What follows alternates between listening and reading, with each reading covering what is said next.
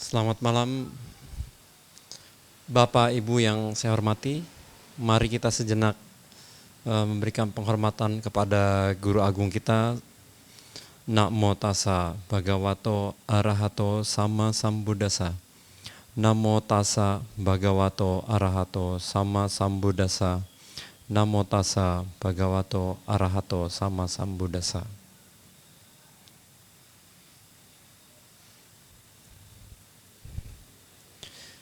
Ya, mungkin Bapak Ibu memperhatikan beberapa hari ini adalah hari-hari yang sangat panas.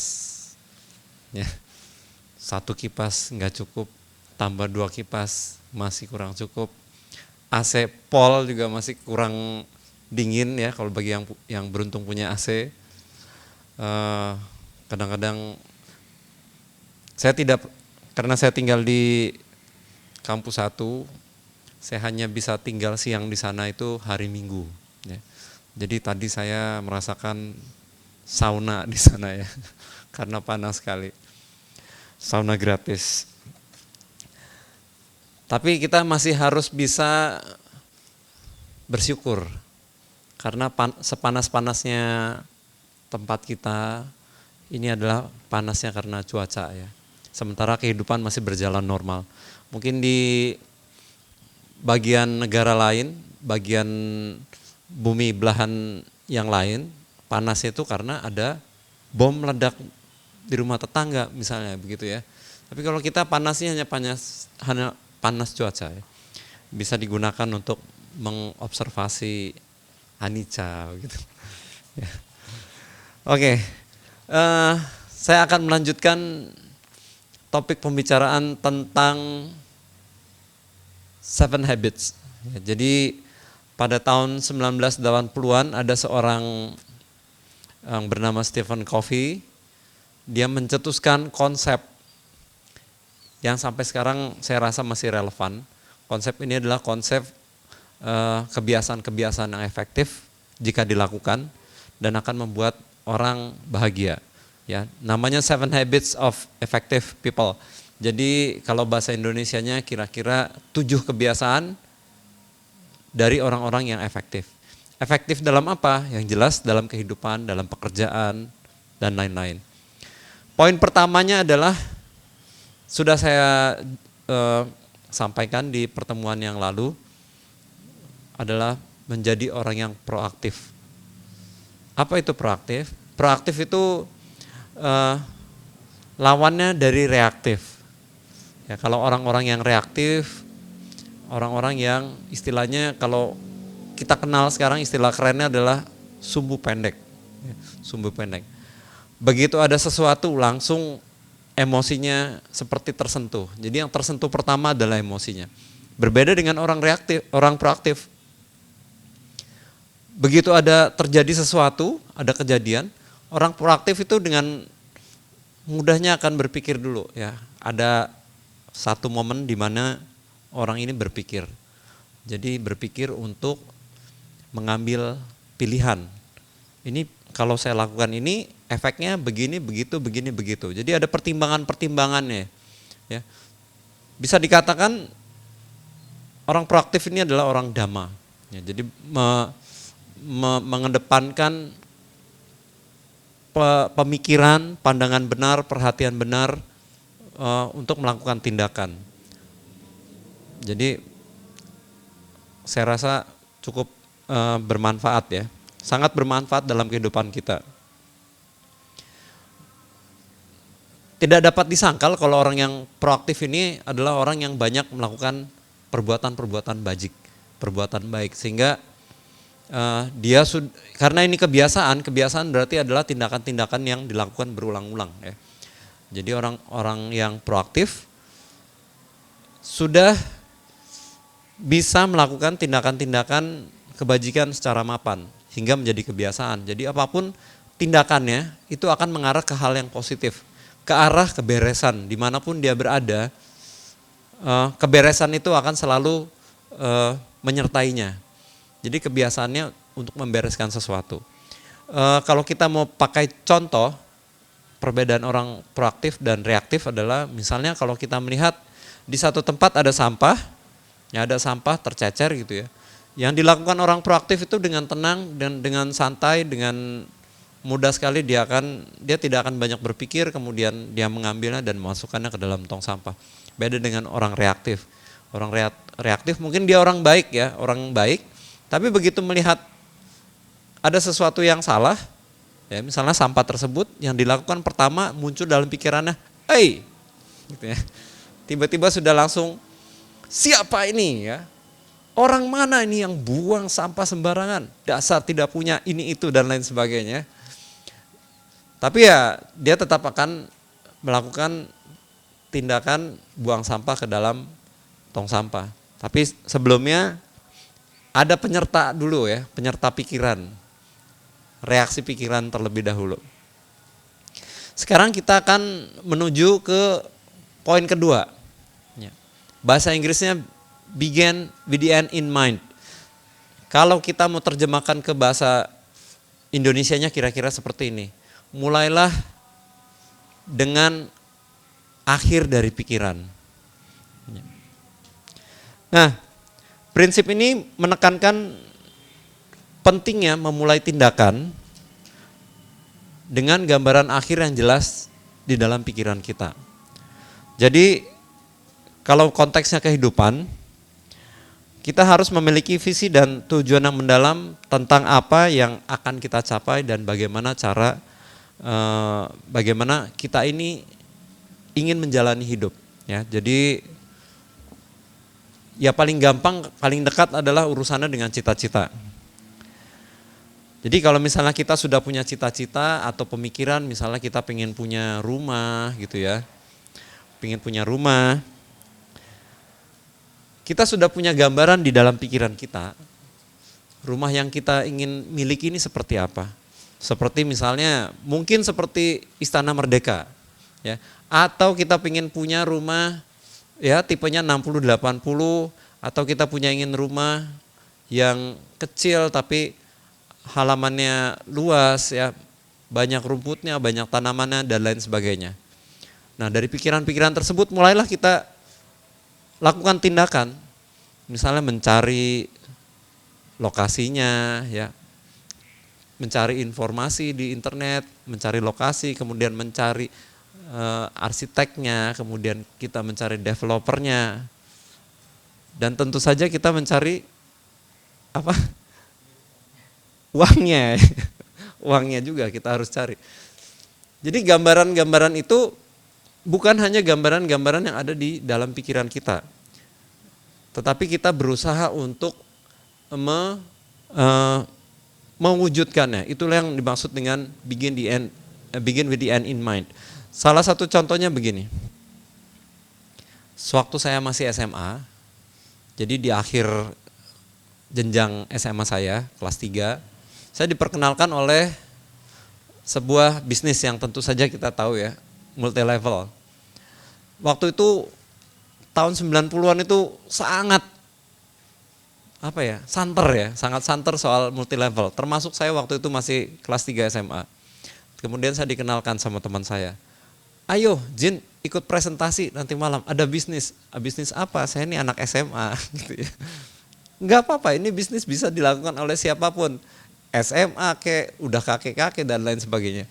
Karena saya orangnya enggak banyak protes gitu ya, nurutan, ya udahlah ikutin aja gitu kan. Enggak enakan juga saya orangnya. Ya udahlah ikutin aja. Diikuti, kemudian dipresentasi sampai saya terhenyak gitu ya. Sampai saya terlongong-longong istilahnya. Waduh, ini penghasilan saya sebulan kayak gini nanti ya. Luar biasa, pokoknya angkanya besar sekali. Nah kemudian karena saya salah satu orang yang kelihatannya sampai melotot gitu ya, tertarik, wah. Orang yang presentasi ini melihat ini mungkin bisa di follow up gitu ya, bisa diikuti. Karena saya juga nggak banyak tanya.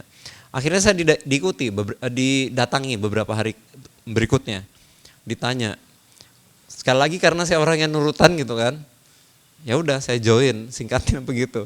Kemudian mulai diajari cara menjalankan bisnisnya. Yang pertama adalah saya diajari untuk membuat sebuah dream book. Ya, dream book itu buku impian.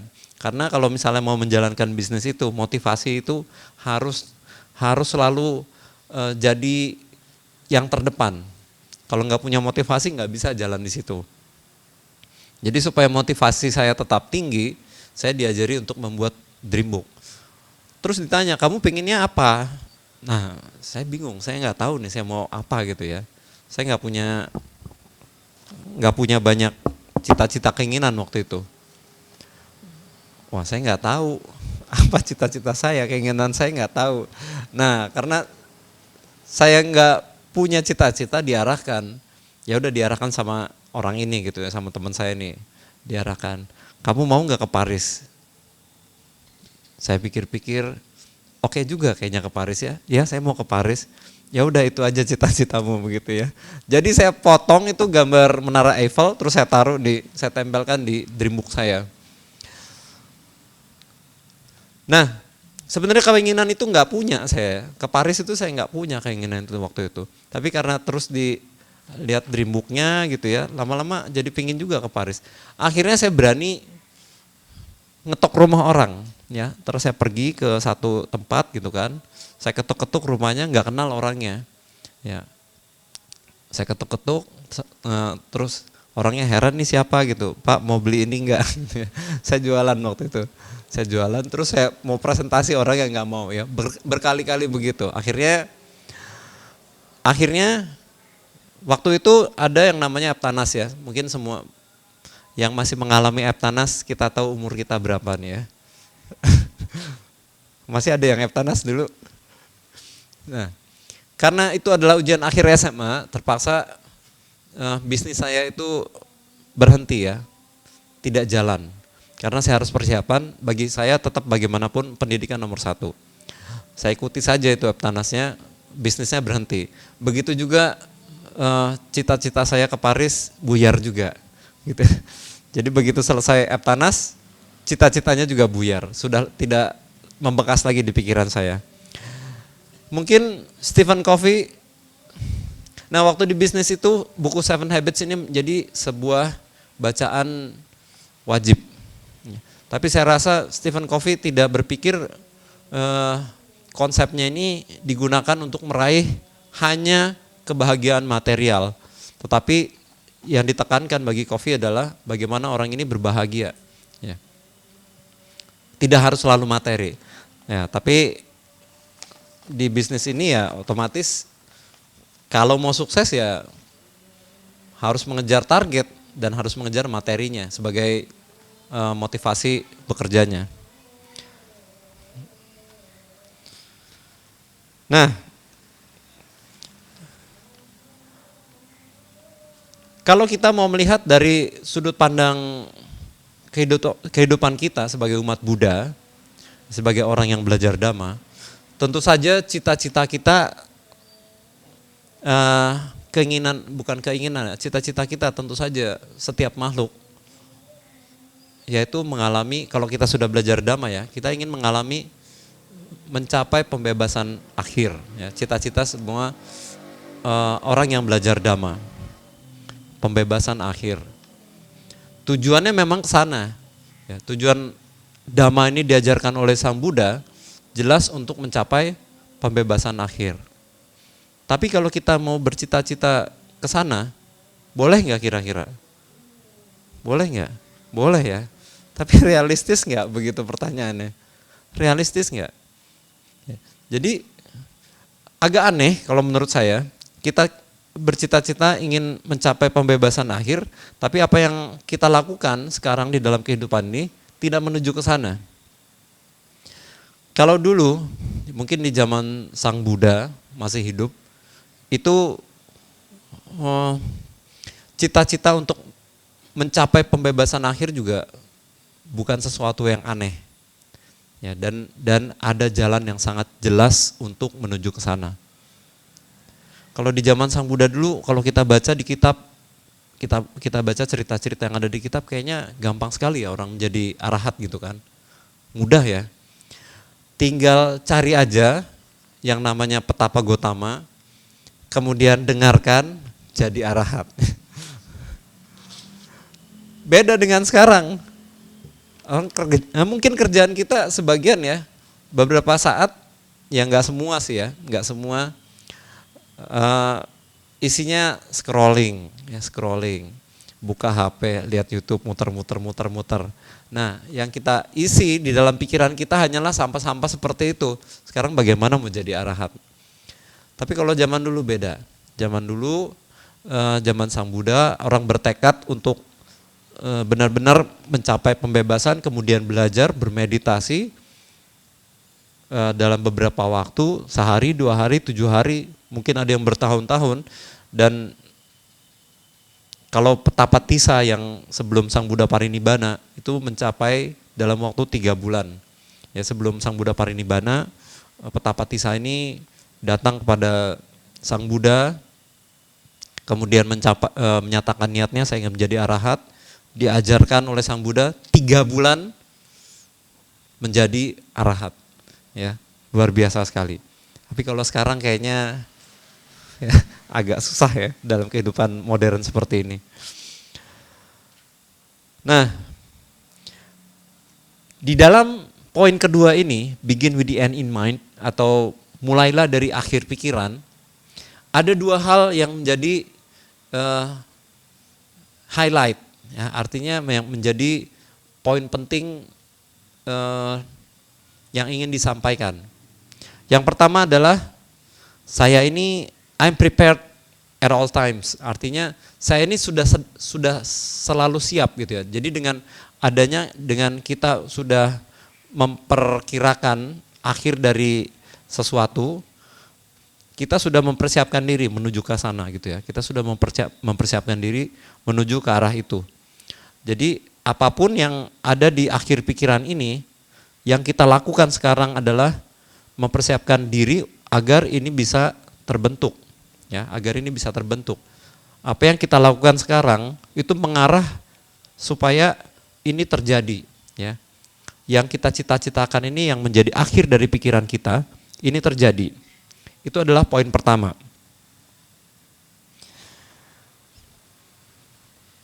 Sekali lagi kalau kita meninjau dalam sudut pandang Dhamma, akhir dari kehidupan kita ya apa? Kematian, ya. Kuburan, itu akhir dari kehidupan kita.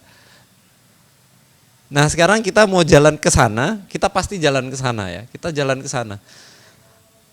Apakah kita sudah menyiapkan diri ke arah sana? Ya. Mungkin kita punya cita-cita segala macam ya. Cita-cita ingin punya ini, ingin punya itu, ingin menjadi ingin punya keluarga yang baik gitu kan. Ingin punya pekerjaan yang baik, mencapai ini, mencapai itu. Tapi kita tetap akan berjalan ke arah itu. Ya. Mungkin kita tidak pernah bercita-cita atas kematian kita sendiri. Tapi itu akan terjadi. Jadi saya pikir itu adalah sebuah cita-cita yang ada di belakang pikiran kita yang tidak kita lihat. Tapi itu adalah yang akan terjadi pada kita. Nah, apakah kita sudah bersiap-siap menuju ke sana? Begitu pertanyaannya. Ini adalah pertanyaan yang menggugah spiritual kita. Apa sekarang kalau misalnya saya mati, plek gitu ya, apa saya sudah siap? Mungkin siap nggak siap itu akan terjadi. Tapi bagaimana tindakan-tindakan kita selama kita hidup itu bisa membuat kejadian ini sukses gitu loh. Ya.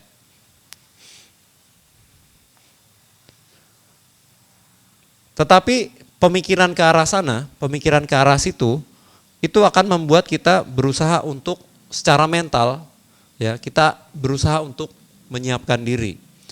Menyiapkan dirinya lewat mana? Ya lewat tindakan-tindakan yang kita lakukan harian. Melalui pikiran-pikiran yang muncul di dalam pikiran kita, bagaimana kita meresponnya. Kalau kita meresponnya dengan tidak bajik, otomatis yang kita hasilkan juga tidak bajik. Kemudian ada poin kedua dari akhir dari pikiran ini adalah saya berpikir tentang pilihan-pilihan yang saya lakukan itu akan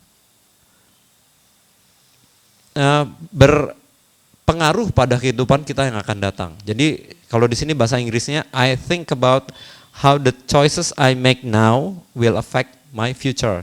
Jadi kalau di Indonesia kan, saya berpikir tentang bagaimana pilihan-pilihan yang saya kerjakan atau saya lakukan sekarang akan berpengaruh pada masa depan saya.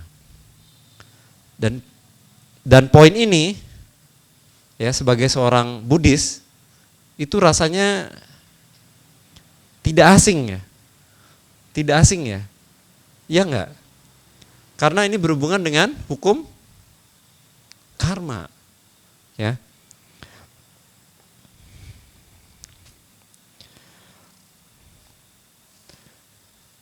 Apa yang kita tanam saat ini itu yang akan kita petik di masa depan.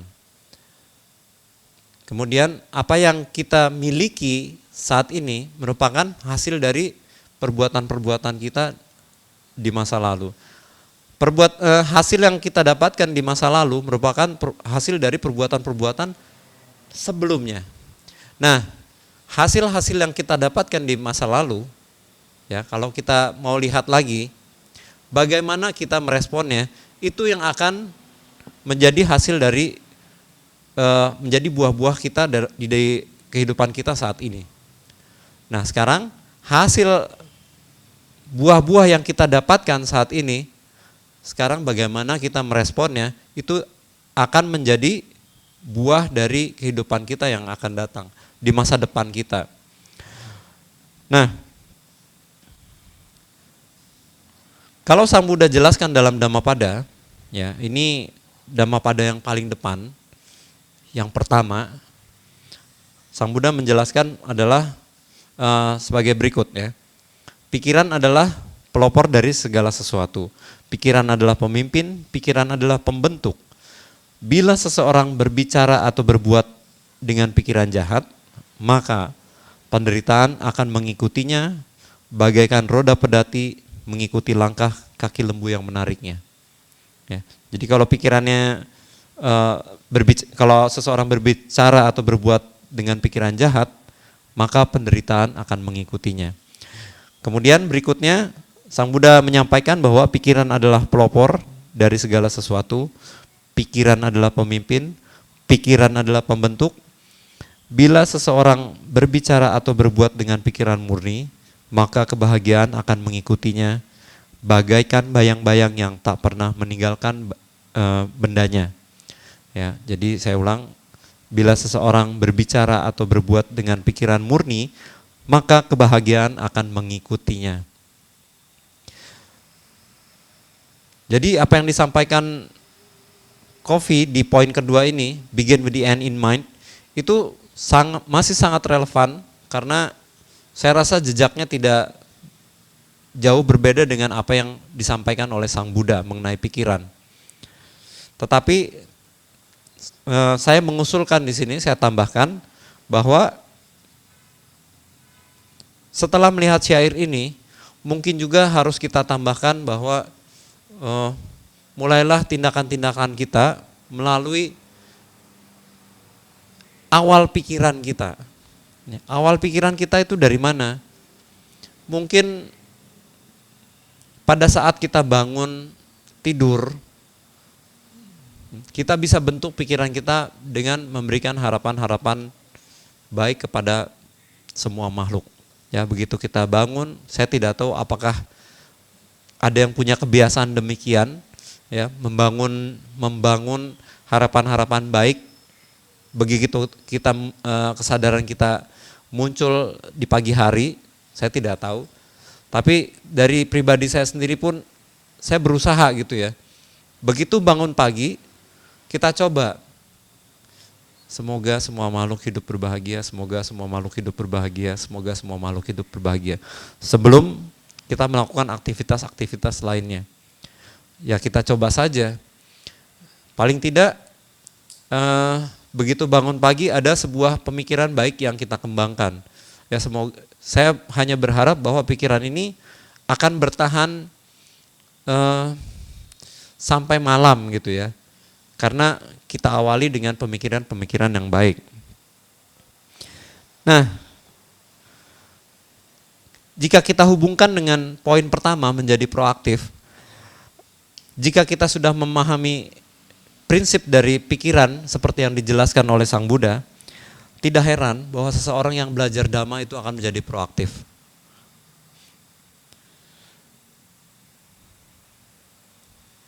Fakta-fakta yang disampaikan oleh Sang Buddha di dalam Dhammapada tadi, bahwa bila seseorang berbicara atau berbuat dengan pikiran jahat, maka penderitaan akan mengikutinya, dan bila seseorang berbicara atau berbuat dengan pikiran murni, maka kebahagiaan akan mengikutinya.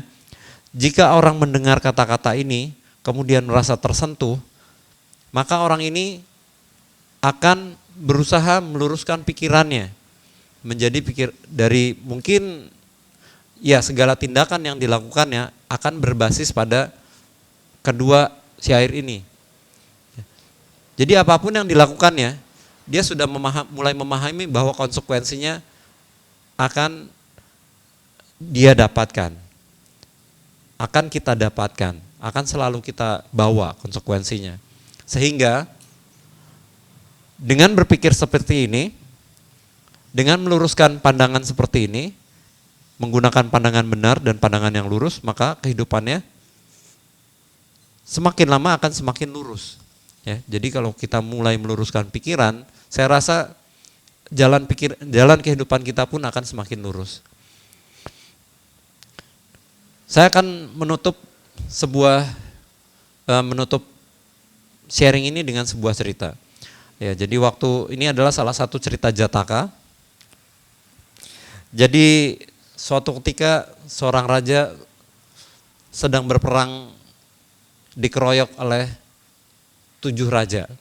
Ya, 1 lawan 7. Banyak sekali. Ke-7 raja ini menantang raja yang sendirian ini, ijen gitu ya. Tentu saja dengan pasukannya. Hei, ayo turun lapangan, kita bertempur di lapangan secara langsung. Begitu.